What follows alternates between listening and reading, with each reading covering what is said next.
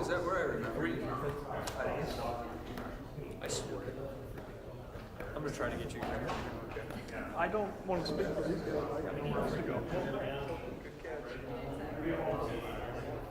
All right, okay. We'll go before 4. Yeah. We just, our big thing is gotcha.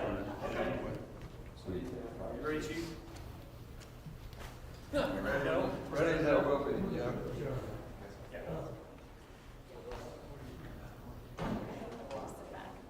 Awesome. Okay, hang on. Our Just like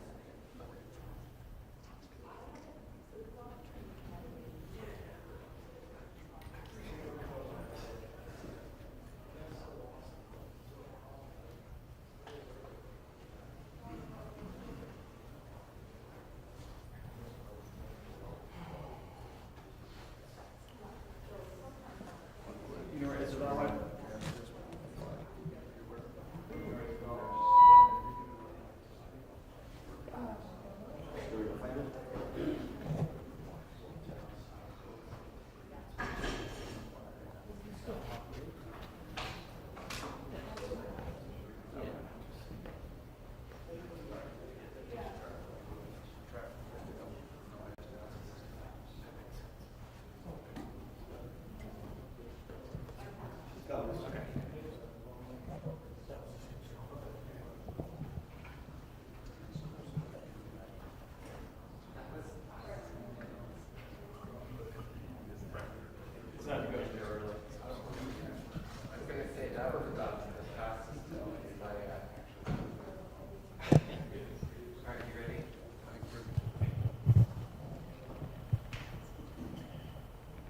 Good afternoon and welcome. My name is Shane Rosbeck with Fire Information Northwest Team 7. I just want to welcome everyone here today and those watching online. We have an operational update and an update to the closure and evacuation areas as part of the Gray Fire. First up, I would like to invite Seth Merritt, Operations. Good afternoon, Seth Merritt, Operations Section Chief Trainee for Team 7. Give you an update on the fire and our progress today. Currently, crews are working in the Lakeland Village area. We've been doing some tree removal, some snagging, and some mop up around structures in that area. Up here, south of Campbell Road, the south end of the town of Medical Lake, city of Medical Lake, crews are working in the neighborhood that was mostly affected there, working on mopping up around those structures. and working trying to get 100 feet around all of them. Moving across the north end of the fire, crews are working on the edge, the fire line edge, working to mop up 25 to 50 feet in, trying to get that cold black for us. They're also working interior here on the east side of Silver Lake and working in and around these structures, also doing that mop up. Coming down Granite Road here, we did this morning right before the rain started. The fire did get outside of the perimeter, less than half an acre, but there was some fire activity. Crews got on it quickly and got that brought back into the fire perimeter, and there was no additional losses. Crews are improving the dozer line all the way down around the south end of the fire, and they also are putting in some hose lays on that dozer line and plumbing it to help them secure it, areas where they can't get engines to put water on. Up here in Division Zulu, there's a lot of structures that need to be mopped up around. They're still working on that 50 to 100 feet right now, trying to get into all of them and get them mopped up. And then across the entire perimeter and interior of the fire, we are doing a structure assessment right now, looking to assess all of the structures that were affected, trying to determine the difference between the primary residence and secondary residence. So that's what's going on the fire right now. Thank you.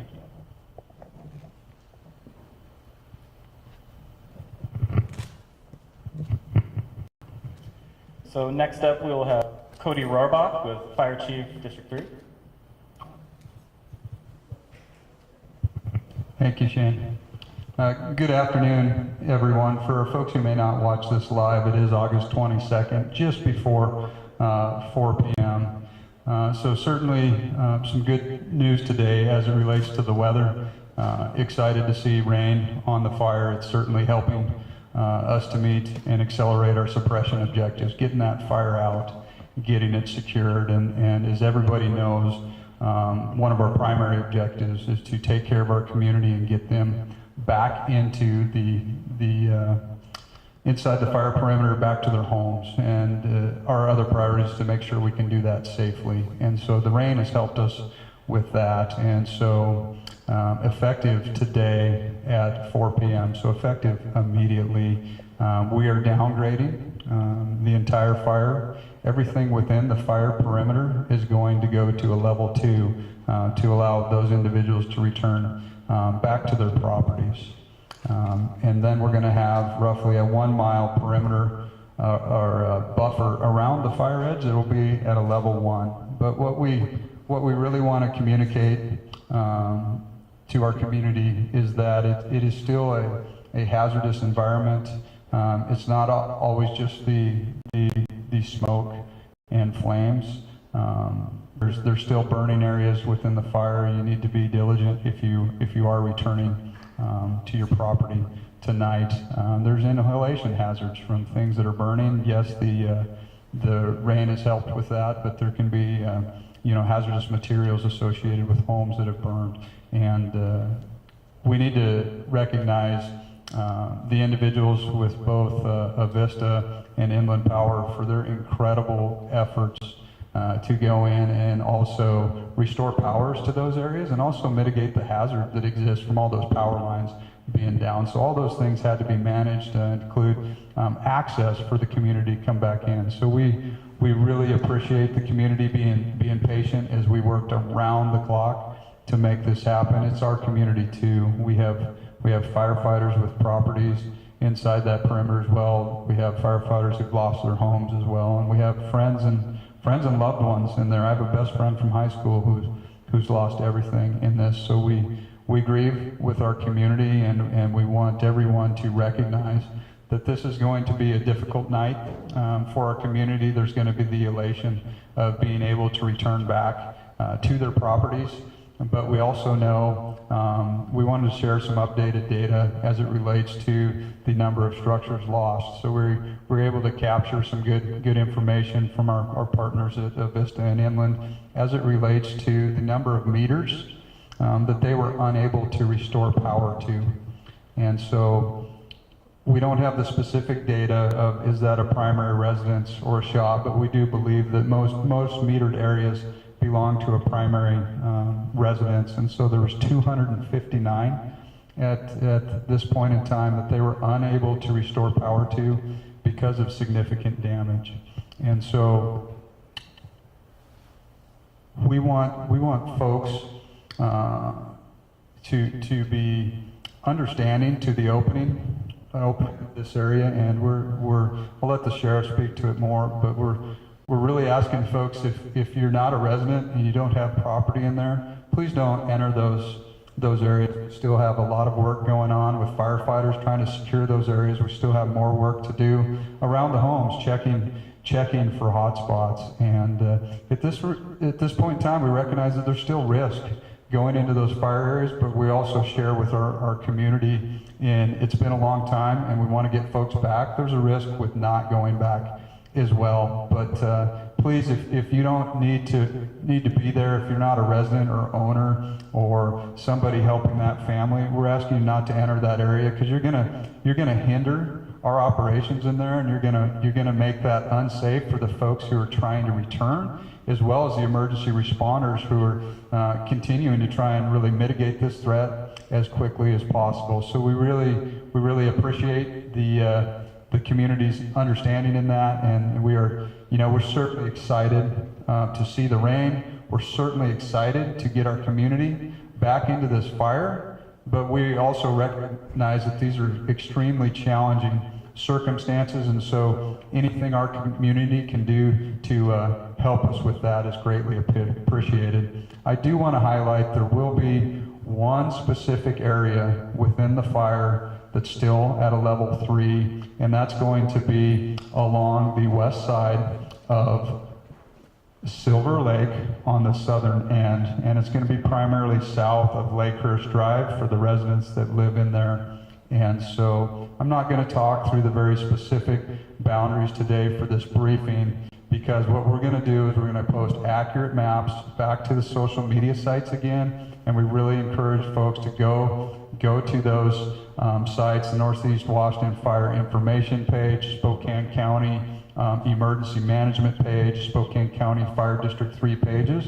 We're going to have all those maps up. It may take up to an hour to move those maps, but we're working as quickly as we can to get that out to the community. So again, there will be a small area within the fire that's not open, and we hope that we can downgrade that shortly. So we appreciate your understanding. There's still what we'd say is a high hazard, extreme hazard in that area, and there's still a lot of utility work trying to deal with power lines. So even though some of the threat from fire has been minimized there, it's still a really challenging work environment. So we hope to provide an update on that in the near future. At this point, I think it'd be good to turn it over to the sheriff for some additional words. Thank you. I don't know about you all, but I've come to appreciate Chief Rohrbach and his expertise. So again, Chief, thank you. It is a good day that we get to allow more residents back into their homes. It's been 4 long days, and not only for here at the Gray Road Fire, but also up at the Oregon Road Fire. As Chief Rohrbach stated, we have to emphasize, and we cannot emphasize enough, how important it is for residents returning to these areas, that it is still a level 2 evacuation area, which means be ready to leave at very short notice. This is not a time to go back in and take back occupancy of your house and do business as normal, have barbecues over. This isn't that time. This is a time to go into the area if you have to, check on the status of your residents, make sure that you get things taken care of, but again, be ready to leave. Things can change. You see the weather forecast coming up for the rest of the week. Winds, higher temperatures, things can change quickly. I'm very pleased to announce, as much as I hate to announce, so maybe pleased isn't the right word, but we had a detective from the Spokane Police Department who was working the fire zone, and one of our deputies working the fire zone yesterday who made our first arrest of people burglarizing in the zone level 3 areas last night. Booked him into jail, two people, a male and a female, who were over here from Tacoma posing as firefighters, burglarizing our residences. I have to acknowledge publicly both Deputy Brooks and Detective Brandon Lynch from the Spokane Police Department for the great work they did. And a lot of the great work that all the men in the Spokane Police Department have been. As you drive through right now and see some of the perimeter units, you see a lot of Spokane Police Department cars and Spokane County Sheriff's Department cars, and even tribal resources here in the area trying to keep our community safe. We are going to keep those resources in the community to make sure that we can minimize or eliminate all the other potential crimes that might be occurring. I ask the public, please be patient with law enforcement. If you're stopped and asked who you are and whether you belong there, they're doing it to make sure we keep the criminal element out. We've already caught somebody taking advantage of it. We don't want any more of that to occur. People returning to their homes for the first time in 4 days. If you find that your home has been burglarized or has been damaged by something other than fire, I implore you, please call Crime Check. Let us know. We know in this particular case, we have a car where a search warrant is being authored and there's what appears to us to be a lot of stolen property in it. We can't get it back to you if you don't report that it's gone. So there are some successes. And again, this is very good news, but we need the public to do some very specific things. I'm also happy to report that we have accounted for all reported missing persons in both fires, both here at the Grays Road fire and the Oregon Road fire. That's very encouraging information for us. We are still going to be doing a lot of work. We're still compiling a list of the addresses affected, and that's going to help us with getting people involved with the right resources from the state and hopefully the federal government as they come home and recognize that their home has been damaged, what they've lost. That is part of the process that we're starting to move into. And we're going to use both the fire service and these teams here to help us identify those residences and start getting folks connected to resources. I think that's critically important. Again, I cannot re-emphasize enough how important it is that when people are going into these areas, if there are utility crews working and they have traffic control, which they should, obey the traffic control. Obey it. I had to, stop and wait for several minutes while a line crew was replacing phone poles and had trees down over a road. Be patient, right? They're there to keep us safe. So again, be ready to leave. Make sure you report any crimes that you may have been a victim of as the public moves back in here. And again, obey the level 3 evacuation zones, right? Just honor them. And not just here at the Gray Road fire, but also at the Oregon Road fire as well. I also want to reiterate for the public who's watching, these are two separate fire teams, two separate fire locations with different, with different characteristics in each one of them. Because I know we have a lot of folks up at the Oregon Road fire who really want to get home. And still a large part of that area is a level 3 evacuation zone. And they may be looking at what's going on here at the Gray Road fire and go, well, I don't understand why these folks are all being allowed to go back into their areas. They have to understand these are decisions made in conjunction with the fire service, and it takes into account all of the factors that exist in that fire area. And the characteristics, frankly, are very different between out here on the West Plains and up in the north end of the county. And they have different challenges in both the types of utility service and delivery and the type of topography that are there. So I implore the folks up at the Oregon Road fire who have been evacuated, please be patient. We will get you back home as soon as possible. And although it's great news for the folks here at the Grays Road fire that they can come back home, but again, be ready to leave. I think, is there anything else I forgot to cover? Is anybody? Oh, and one other thing, and I have to say this again. If you have been displaced in this fire, even if you haven't had any property damage or you haven't lost a home, register with the Red Cross. Call 1-800-RED-CROSS. It is going to be a phone tree. Please work through the system and get yourself registered. You can also go to one of the Red Cross shelters to register.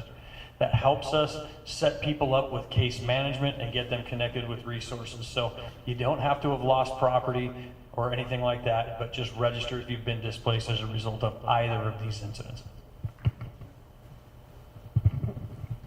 Thank you, Sheriff. Good. From Spokane County. So hi, I'm Mary Cooney, Spokane County Board Chair for the Board of County Commissioners, and I just want to say I am truly humbled to be up here. These people have been working tirelessly since Friday. This entire crew, I mean, the fire departments, the sheriff's department, police departments, Department of Natural Resources, the incident command teams. It has been a group effort to make this thing, come to the point where we get to get people back in their homes. But having been through a fire myself, you have to be vigilant. So just because you're getting back in, there are going to be hot spots and you need to be vigilant and be ready. Spokane County, we are now starting to look on the recovery side. We did our emergency declaration. We are getting our state and federal partners working together, and we will continue to do that. On the recovery side today, we are just talking about how do we have help with property tax relief for those people that their property values now have been diminished. And so we're looking at that. We're looking at what is the assistance that we can provide the Red Cross as people are trying to get out of the shelter and need to figure out how to get into some permanent housing. And then we are also looking at, for the entire county, as to what can we do to help rebuild. So working with our health district, working with our air quality agencies, as we start to have to pick up those pieces and remove potential homes that have asbestos in them. What can we do to help? And so we are doing that. And so just want you to know that at Spokane County, the commissioners are working diligent to provide the additional support that all these people need, and that the people that have lost their homes, as they go back and start to see that, what a devastation that is. And so I just want to say my heart goes out to all of you, and even the people that have a home. You will see, as I think you've seen images, where a home is standing and you had burned homes on either side.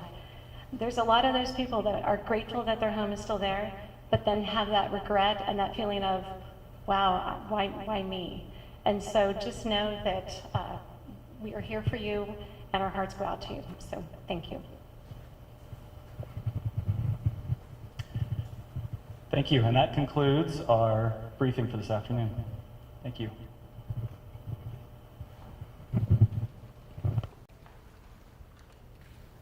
Should we ask them, do you guys have any questions, media? Sure, questions. The level 3 evacuation area, how many homes are within that? How many people are still affected by that? But I will reiterate the reason that is because there's utility work going on right there, and maybe our rep from Avista can tell us kind of what that looks like. Colton Duckin with Avista. I can't give you the exact number of homes there, but that is the most affected area that our crews are currently working. They're on the west side of Silver Lake. So I can get you some more information, but right now I don't have the total number of homes. Okay. Which area was triggerized? There was an area, so here's the thing, is this investigation is ongoing. We're certain it was several residences, but as we're securing a search warrant to search the car and recover evidence, that's going to give us more information. But it was up and around the southern end of the Medical Lake area. But it would appear to me that these folks have been operating in the area. I will tell you, they were dressed as firefighters, wearing some of the yellow shirts that I've seen even some of the media folks wearing the first couple of days. And it is absolutely unacceptable to this community.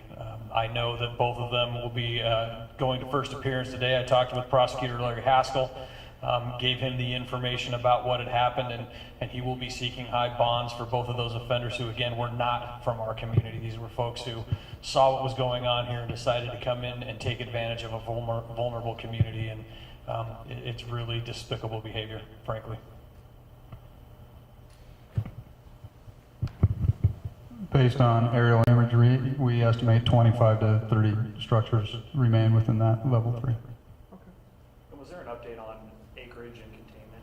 Yeah, so acreage now is just over 10,000 acres, and make sure 10,000? 10,016. And percent containment is currently sitting at? 25%. And again, want to explain to the public, because sometimes containment can be a bit leading. as it's more of a fire term that the community's not familiar with. So we have lines constructed. Lines are natural barriers constructed around the entire fire perimeter, and firefighters are working tirelessly to go in and secure those lines, doing what we call mop-up. And that's really minimizing the potential for that fire to be able to escape or get over those containment lines. And so we like to be sure that that fire's not going to come out. There was an area even today that had what we call a slop over. The fire got out over the line, and it was a small number of acres. The firefighters were there patrolling, got right on that fire. But that's an example of why you wouldn't want to call that line controlled yet. And so they're reporting that at 25%, but we anticipate significant progress from the rain today, and we should see a boost in those numbers very quickly. But again, for firefighters, they want to ensure that they've got, often several hundred feet where there's not even a hot ember, where they've taken thermal imaging and used cameras to detect on the ground that there's nothing hot there. And they're doing the same thing around homes. But this, again, it's not a zero risk situation, but nothing we do is zero risk. So folks returning to homes, there may be hot areas in there still. They need to be cautious, but we're trying to be as aggressive as we can, getting folks back into their homes. But it's a balance, and we think that risk is worth it. And so we're asking for the community's help to try and do that as safely as possible. Any additional? Okay, thank you everyone for coming in. Are we getting that good at answering you guys' questions, or are you just tired of talking to us? Because they're well informed. Yeah, do you have a quick second? Sure, to do a one-on-one here? Absolutely. Okay, do the grab that.